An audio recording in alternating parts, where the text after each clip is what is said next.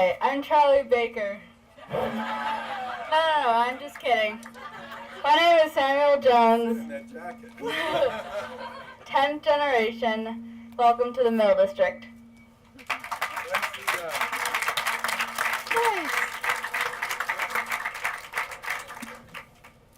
There's hope for the next generation of Cowls.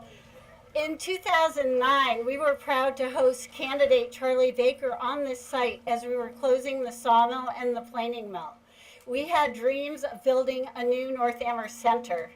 It's so exciting to have Charlie back today in his first term as our highly successful governor, celebrating the significant progress with us.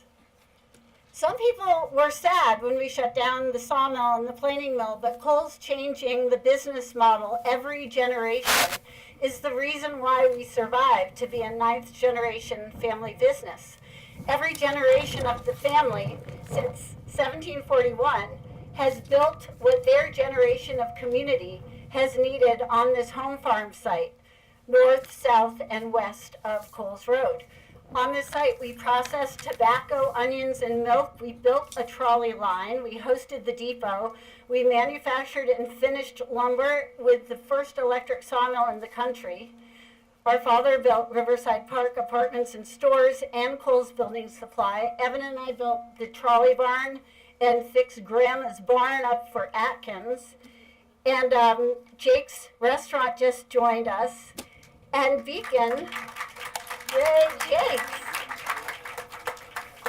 And Beacon has partnered with us to build North Square, and we are not stopping there.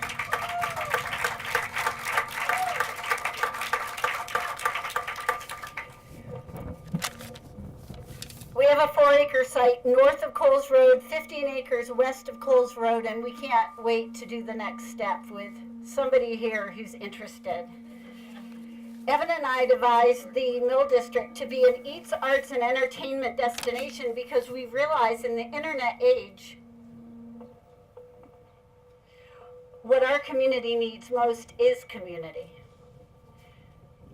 A place to gather, to buy things not more effectively found online, to share amazing food, to enjoy services like hair and nail salons, a yoga studio, health club.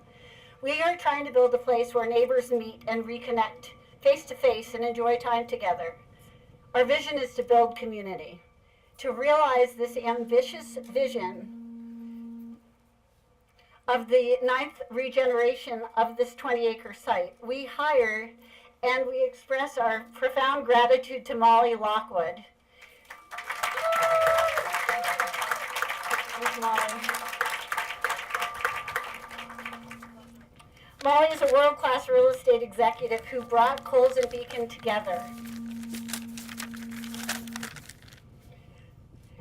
She navigated a friendly 40B project through a highly challenging permitting process, and she's for sure our most valuable player in this project. Molly worked very closely with attorney Tom Reedy, who's a superstar in Amherst. Thank you, Tom.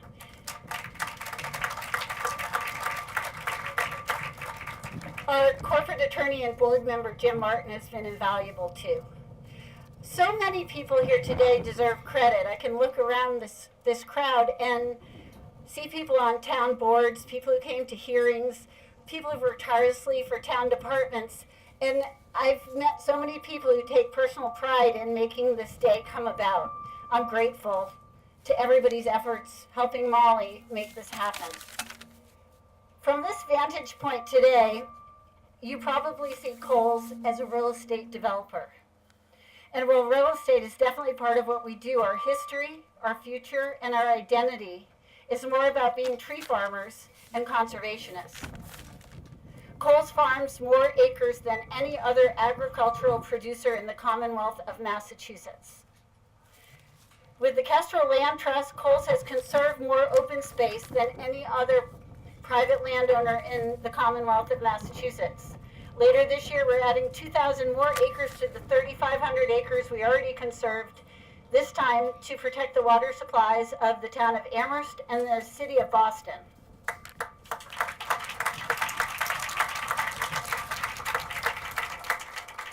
Thank you.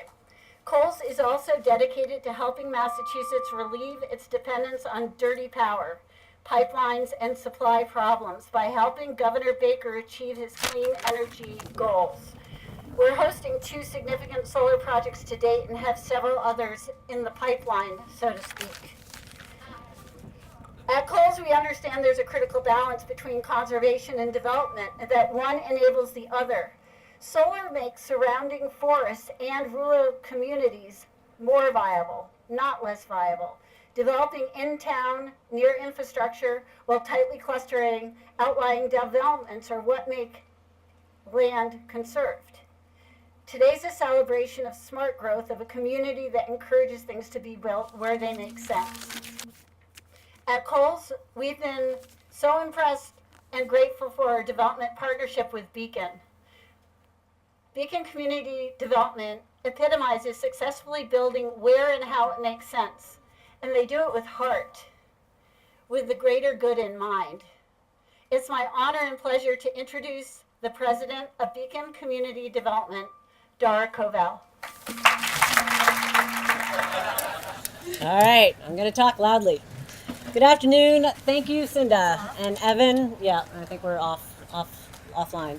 And to your family and your whole team. Without their commitment to this project and their constant reinvention that Cinda just referred to, this moment would clearly not be possible. They have stuck with us through thick and thin, and they know more about affordable housing than I think they ever wanted to know. So we couldn't be here without you. While all good real estate endeavors have a story, this one is particularly imbued with local vision and leadership that I'd like to share with you some of what got us here today. It all began in this town, the town of Amherst, a town that had proactively identified a pressing need to deliver quality, affordable housing to its citizenship. About 3.5 years ago, Dave Zomack, the assistant city manager, drove a Beacon team around the town of Amherst and looked at a bunch of sites and came by this site, this very site, and identified it as a prime opportunity to achieve that goal. That connected us with Cinda and Evan, and the journey began. We had the unusual experience as we began planning this project of, as we started to talk to the town, they first said to us, well, let's think about this maybe as a friendly 40B. So that gave us a lot of opportunity to think about the design and approach to this site. So that was great. And then they said, well, wait a minute, let's do more affordable housing. Let's do deeper affordability. How do we get there? And then in order to enable us to do that, they said, well, we've got this great local adopted tax abatement, local incentive program that we just adopted, the first of its kind in the state of Massachusetts. Why don't you use that? And that'll help create better affordability and more feasibility for the project. So we knew from the get-go that we were in luck, that we had really found a great place to deliver on this vision and to help them support that goal that they had created. This project has so many things that we strive for in creating quality housing across the state of Massachusetts and throughout the region. It is mixed income. It will serve people at very low incomes, as well as people at low incomes, and it will also have a priority for workforce housing and market rate housing as well. So we have sort of all sorts of folks and tiers of affordability within the project. It is mixed use. It will have 22,000 square feet of commercial that Cowls will own and manage and lease, and we're very excited because that will create a new vibrant town center here where you are standing today. It is an infill development, as Cinda alluded to. We're surrounded by development on all sides, and we can use this site without creating more stress on the boundaries of growth and protect the outer land in Massachusetts. And it is also transit oriented. We've had, I think, at least 2 or 3 buses go by that serve the region, and people can get from here to UMass, to downtown, and throughout the region right from the site. And like all affordable housing, it also creates jobs. This will have about 100 construction jobs, as well as 20 to 25 permanent jobs, all through the building of this 130 units of mixed income housing. So this project checks a lot of the boxes. But that's not by accident. This would not have been possible without the town of Amherst support at every step of the way, from the planning department and the building department And at every board meeting that we've had, they have been there. Even the tax assessor helped us get from here to the end of the road where we are here today. And we have really never encountered such alignment and leadership in town. So I want to thank all of you in the town of Amherst who helped us be here. And it is with great pleasure that I introduce the chair of the Board of Selectmen, Doug Slaughter.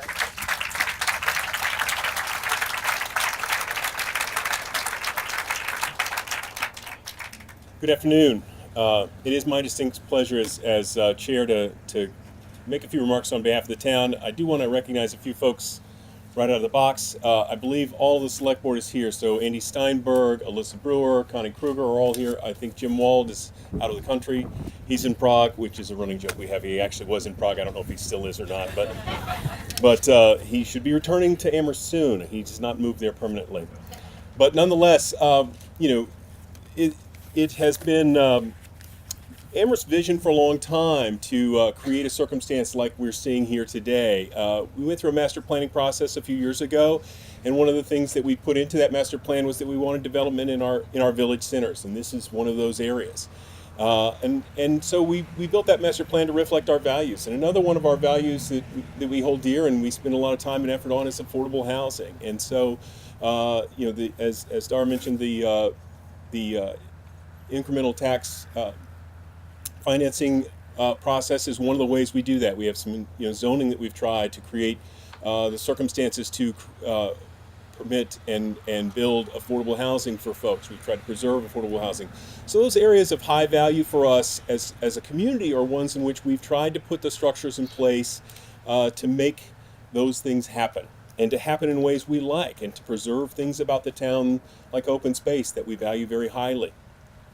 And what we have here as a result is what I like to call a nexus of opportunity here. We have affordable and market rate housing. We have recreation possibilities and recreation facilities just over that way.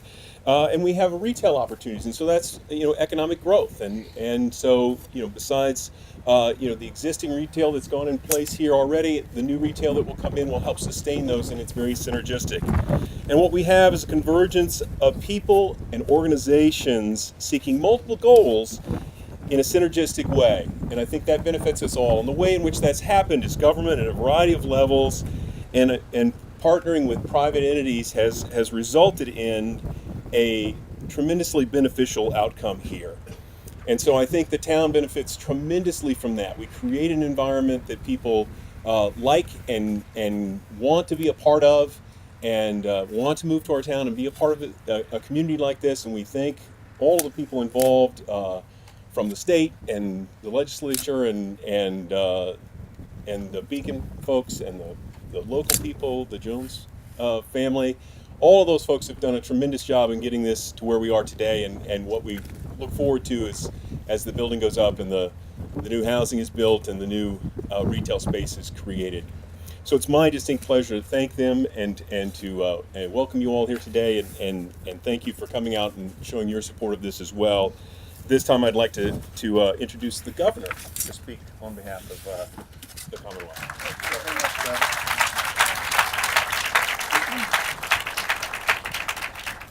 So good afternoon, everybody, and yes, Cinda, I did come out here and visit this place back in 2009, and I distinctly remember the sawmill. And as we were driving out here, I looked at my notes and I said, okay, yeah, I've been here. I know what this place looks like. And I got out of the car, and the sawmill was gone. You guys have been busy. Let me just start by saying that this project was one of a series of projects that the Lieutenant Governor Karen Polito announced funding for on the state side at the end of last year. And it's always interesting to see how long it takes from the time those announcements take place to people actually being able to put shovels in the ground and get to work. And I just want to say to all of you that you clearly did a ton of pre-work in anticipation of that, because you are one of the first ones, congratulations Howard, to break ground here on that series of rounds that were announced back in December. And I think that speaks to what was already said here by Dara and by Doug and by Cinda, is that folks really thought hard about how they wanted to provide the highest and best use for this particular space in this particular community. They did a lot of thinking about what they thought that place-making activity would look like, and they had a pretty good idea about where they wanted to go once the financing picture finally came into full view. And I can just tell you from our point of view, this is exactly the sort of thing we like to support. One of the first things we did as an administration was increase the state spending on its housing agenda by about 20% a year. We were very aggressive about trying to get a new housing bill through the legislature, and 2 weeks ago we managed to sign enthusiastically the largest housing bill, housing bond authorization in the state's history. It was a $1.8 billion bill with a tremendous number of great tools in the toolbox, many of which were used to finance pieces of this project that we can start putting to work here in the Commonwealth, because we do have, as many people know, a great place to live from one end to the other, but we have huge issues with respect to housing affordability. And I would be remiss if I didn't point out that we also have a housing choice bill that's currently pending before the legislature. There's 45 days left in the session. That bill is designed to make it possible for Massachusetts to produce about 135,000 new units of housing over the next 5 or 6 years. And the reason why that number matters is in the 1960s, 70s, and 80s, we produced about 30,000 new units of housing every year, like clockwork, for 3 decades. And starting in the 90s and into the 2000s and the 2000 teens, that number fell to around 8,000 to 10,000 units of housing a year. So for 25 years, we've been producing less than half of the new housing that we produced for the previous 30 years. And the result of that has been exactly what you would expect, which is in many parts of Massachusetts, we have very little inventory. The inventory we have is incredibly expensive because of the demand that's placed on it. And it's made very hard for seniors and for young people and for moderate income and even middle income families to find a place that they can call home. So if you have a minute and an opportunity over the course of the next week or two to reach out to your legislators and to say, sure, be nice if you could pass that housing choice bill to go along with all the other good stuff we're doing on housing, that would be terrific. The final thing I want to say is how much we appreciate the creativity and the opportunity that is pursued by strong leadership at the local level, working with great partners. We started a program after we took office that was called Open for Business. And basically what we did was we started to create a full inventory of all of the state's real estate assets. And the state's the largest owner of real estate in Massachusetts. And I'm not talking now about parks and passive land management and forests and all that kind of stuff. I'm literally talking about sites that we took over because we were building a road, and what they basically have on them now is burned out automobiles, beer cans, and tall grass, and a lot of them happen to be located near transit. But they don't do anything. We call them an asset, but they're completely unproductive. They don't generate any revenue for the town. They don't generate any support for the community. And we aren't that smart about figuring out what to do with these sites. But we kind of figured if we took these and we created an inventory on them and then put that inventory out to local communities and to the development community and to others and said, tell us what you might do with this. People would come up with some interesting ideas on how to put that property to work. And over the course of the past 3 years, we've put about 150 properties that were just empty. And they're all over the Commonwealth back into productive use. And many of them have been put back into use to do affordable housing and mixed-use development and projects like that. And this project in particular reminds me of that initiative because this is a complete reimagination of how this site, at this point in time and into the future, should be designed to support this community and its future. And I take tremendous satisfaction in having an opportunity to come see a place like this, to hear people talk about the process they went through, and to recognize and understand that these are the kinds of things that we as a Commonwealth should be supporting so that folks at the local level have the capacity and the opportunity to do what makes the most sense for their communities. Congratulations to all of you on this.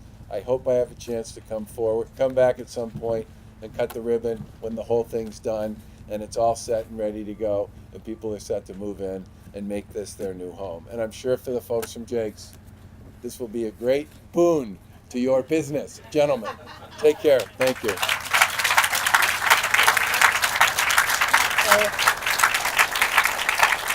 So just before we move to the actual shoveling of the dirt, a few really quick thank yous and recognitions. First to our outstanding development team led by the designers PCA and BSC Group, in landscaping and architecture, Waypoint KLA, McPhail, Hancock, and H.W. Moore, as well as in New Ecology, Nixon Peabody, our legal team, and Keith Construction. This is like the A team that we got here, and I can't say enough about how wonderful it's been working with you guys and what a great product and project we're creating here. So thank you for all your work getting us here today. Of course, it takes a little money to do this work. We have MHP in the audience somewhere. Thank you. They're our lender. We have U.S. Bank who will do our construction loan and tax credit investing. They were very patient with us getting from here to the closing in underwriting a mixed income deal. And Boston Community Loan Fund as well, who in our hour of need created a unique lending product that sewed up the last piece that we needed. And we also got a tremendous amount of support from neighbors and the community, and thank you all who have been a part of that. I don't want to name names, but the one person I do have to recognize who is really the face of this development and kept us all in line and moving forward and everything going the way it should be is Darcy Jameson, who you all know as the face of the project.